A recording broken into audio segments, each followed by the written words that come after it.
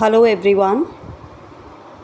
So we are doing Love's Labour's Lost Act 4 Scene 2. Today we'll complete the entire play. We'll do Act 5 also. So here we start. So what happens here in this act? We have Holofernes, Sir Nathaniel and Dull. Now Holofernes is a schoolmaster, Nathaniel is a curate, and all three of them are discussing about the incident of Princess's recent hunt. As we all know what happened during the hunt time, so they are discussing that. Nathaniel says that the deer the princess killed was a buck, and Holofernes says hod credo, which means I don't believe so. In Latin, we use this term. Here you will find Dull saying it was not a hol credo, it was a pricket. So he says that I don't believe this. Holofernes also tries to explain that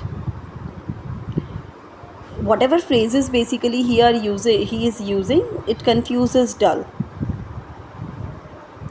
Now Nathaniel intervenes and he says that Dull is not educated, so this unnecessary comparison is not good. Dull, he speaks about Dull that intellect is not replenished. Okay, so that's what they are conversing. Nothing very important, but something that we can discuss. Meaning is they are again exemplifying their scholarly learning, and we get to see by the usage of various Latin and other terms, phrases, that the playwright has good command and over the language. He basically is using all kinds of allusions. But let's not forget the time when Shakespeare has written, most of the ancient languages had influences over the English language, and then how English language came into being starting from Chaucer because of the English literature. I think most of us know that is a different question and that is a different answer. We will not delve into that. The shortest answer for right now is that English language came into being or got its shape starting from Chaucer, and 16th century has a huge contribution to the British literature. Now Holofernes ridicules Dull, as we see that he doesn't understand, he doesn't know, he is dim-witted, all kinds of comments are passed. The style is, if we talk about the style,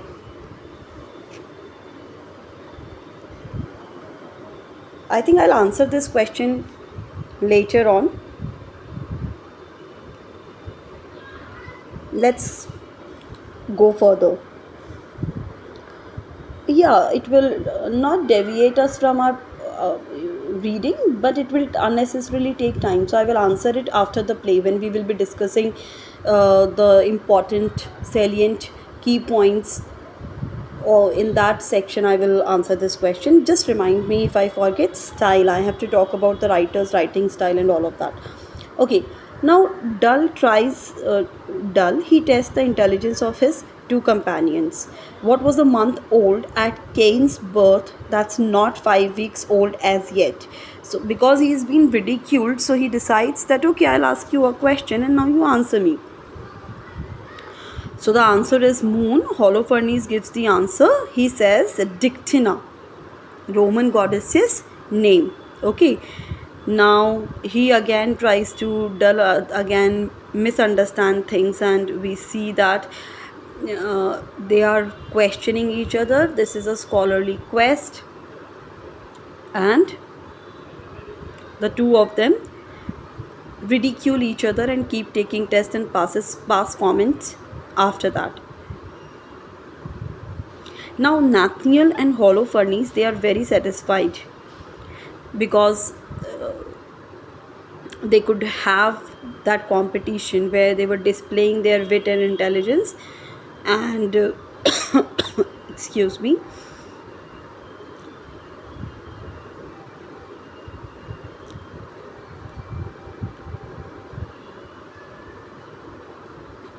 though later in this act we will see that both of them are outwitted, but for this moment they are very happy about their scholarly display. Now enters Jaquenta and Costard. See, Jaquenta and Costard enter. Jaquenta gives Nathaniel a letter that Costard has given her. Again, going back to the last act, we know that Costard was supposed to deliver a letter to Jaquenta. So she gives a letter to Nathaniel. Armado gives the letter. We all know. Now Nathaniel is reading it and quoting the lines of Latin. Holofernes looks at the letter and exclaims that it contains verses of poetry. Nathaniel reads the letter, which is a poem praising someone's beauty. It is the letter from Biron to Rosalind. Up, what has happened?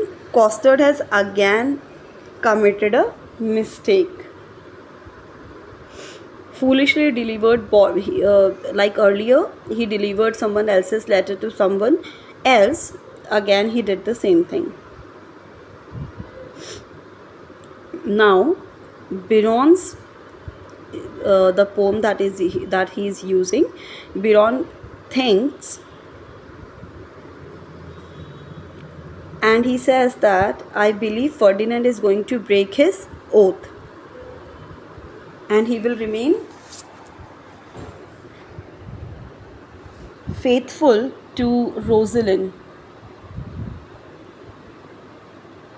Rosalind says, well learned is that tongue that well can thee command celestial beauty with an earthly tongue.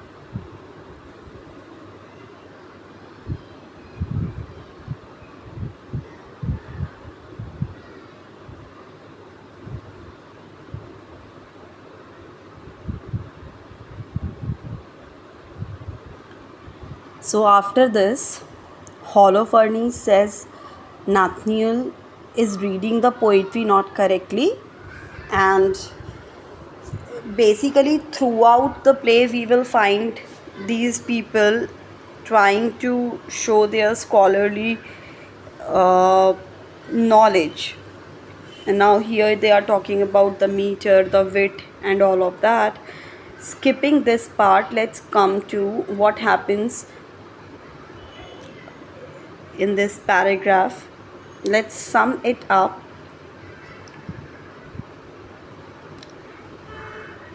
So the letter that is addressed to Rosalind from Biron comes in their conversation, and finally he says that Jaquenta should bring the letter or deliver the letter to Ferdinand, and she and Costard exit. So this is what they decide. Now Holofernes is asking Nathaniel, how did you find the poetry? Did you like it? Nathaniel has again, look at the answer. They say his handwriting was good.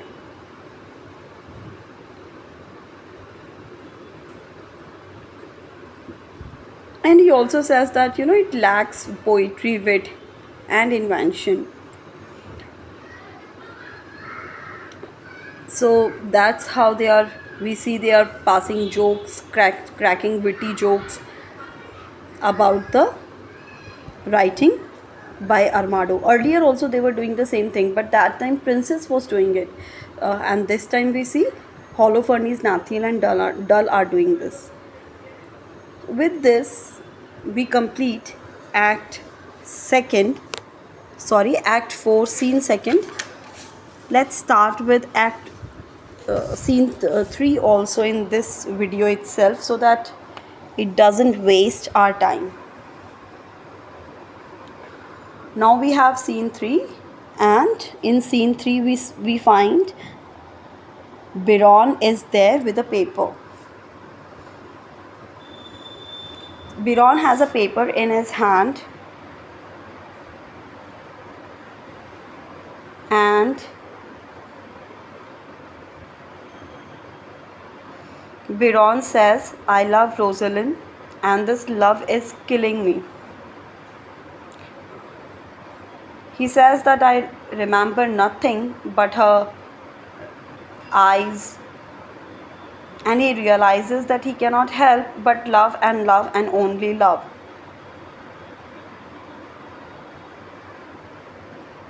Then he uses a phrase which sounds scholarly and which is quite universal and moralistic in nature, which is a very noble idea. He says that, you know what? Love hath taught me to rhyme and to be melancholy. He sees Ferdinand approaching and hides. Soliloquy is there, an important again literary device which we have already spoken about, monologues and soliloquy. I will, if you want explanation, I will explain it once this play is over. So I will explain the literary devices used for those people who don't know what is monologue, what is soliloquy. Now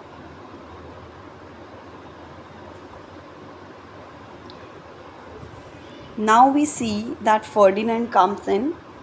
He starts to read the poem brought to him. He is appreciating Princess's beauty, and he also expresses his love for her. They all realize somebody is coming.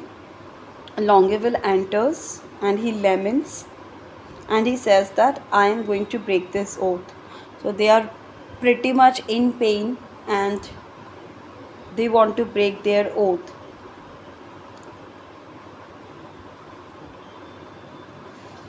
Ferdinand and Biron both hear this poetry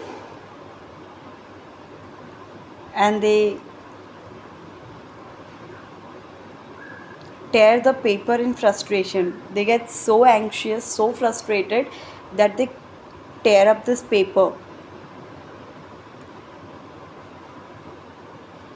Ferdinand and Longueville socialize with women and they don't want to continue with the oath. They want to break it and they want to enjoy, have pleasure and all of that.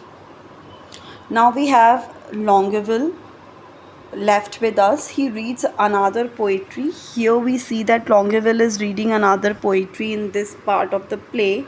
So Longueville reads the poetry and he says that it is quite fair because they are all on oath. They have sworn an oath. But Maria is a goddess.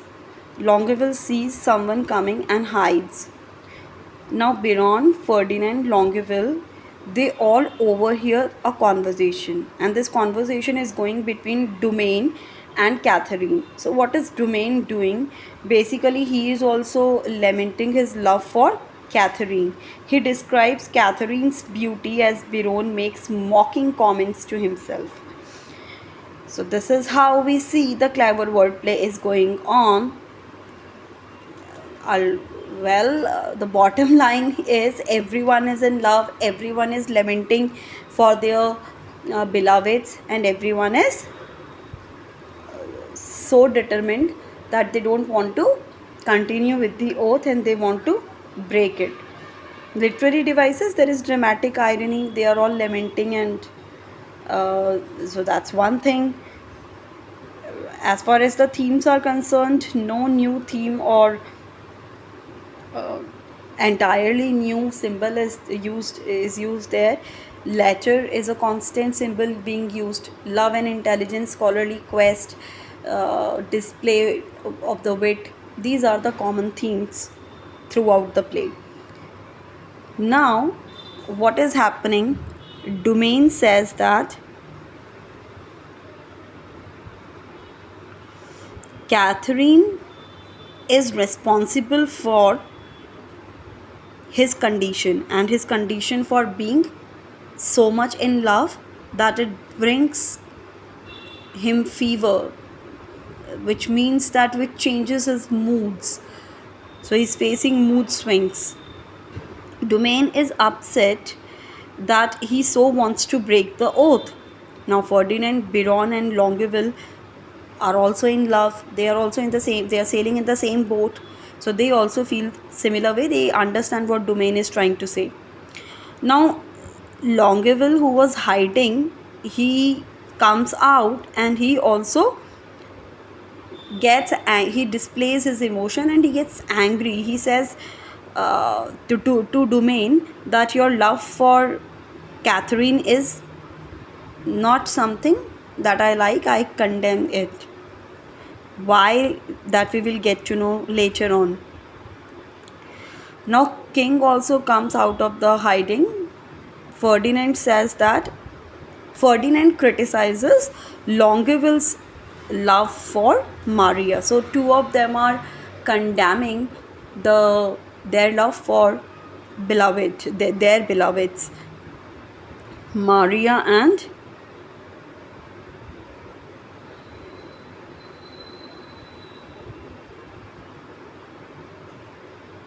Domain, Longueville, King Ferdinand and Maria.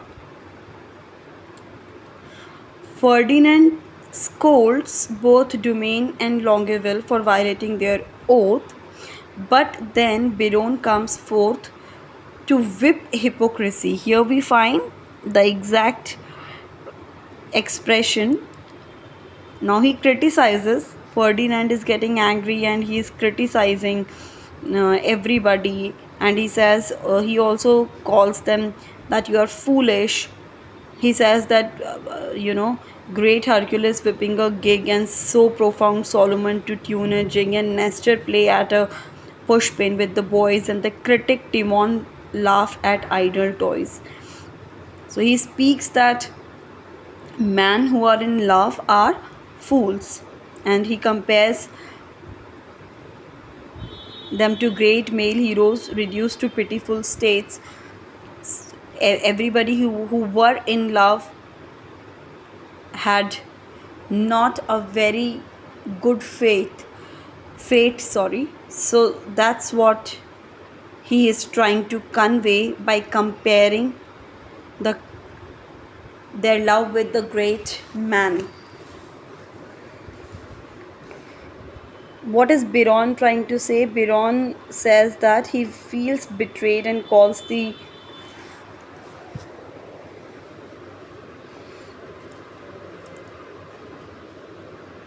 others mad, because earlier when the oath was being taken in the very beginning of the play, when Biron was saying all these things, they did not understand. And Biron says that you all are not stable minded people. Jacquenta and Costard enter and they have a letter that is given by Biron. Biron tries to leave, but Ferdinand stops him. Costard says that Jacquenta and Biron are guilty because they have broken your promise or oath. Ferdinand says, Biron, you read the letter. Biron is all tears and he reads the letter.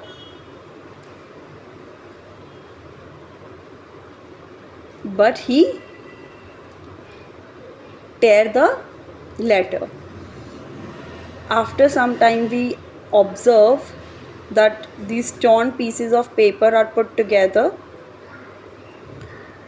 and the handwriting is matched. Now Biron also agrees that yes, this is my letter.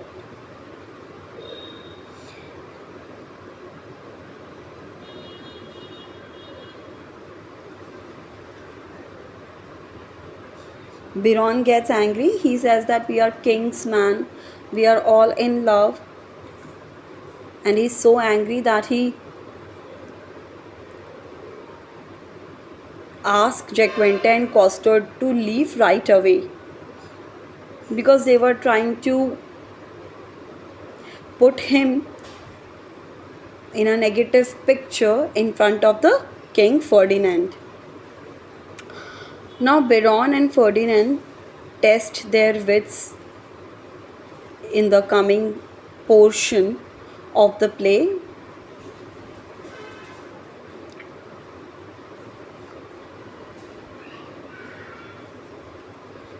They talk about Rosalind's beauty. King says that Rosalind is nothing but an attending star to the gracious moon of the princess. Biron continues to praise Rosalind effusively, says she passes praise. So there are oxymorons used as we see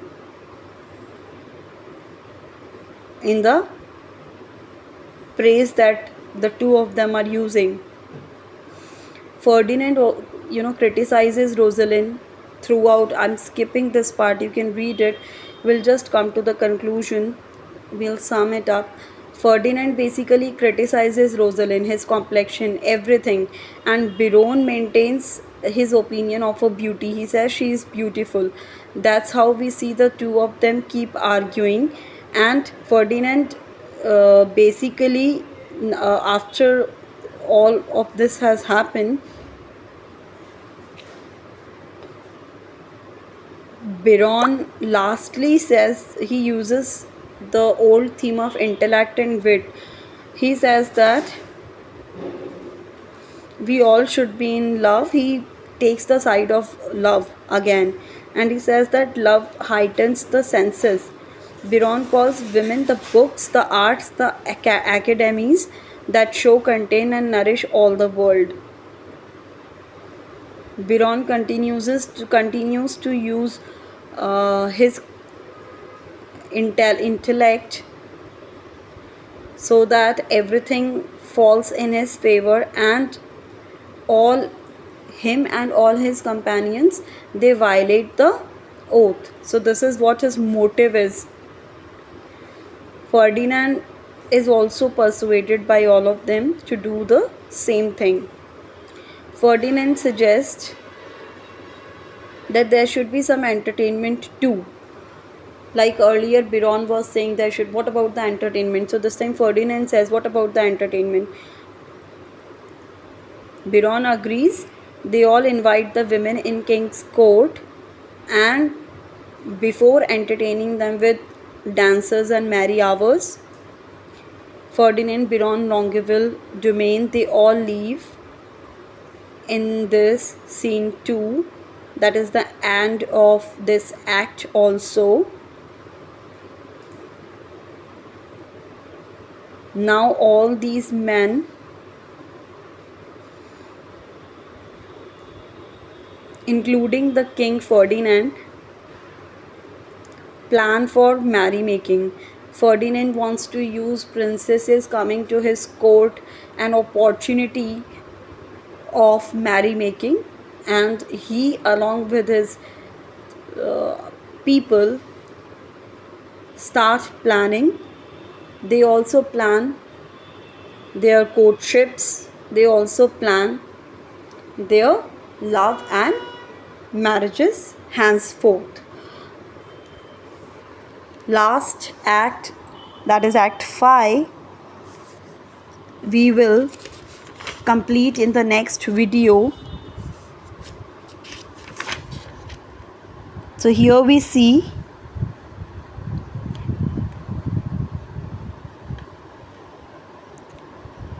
The last paragraph of Act 4, you can see Biron and King talking to each other. They are winding up this conversation, coming to the same conclusion, that is merrymaking, courtship, and love. Thank you.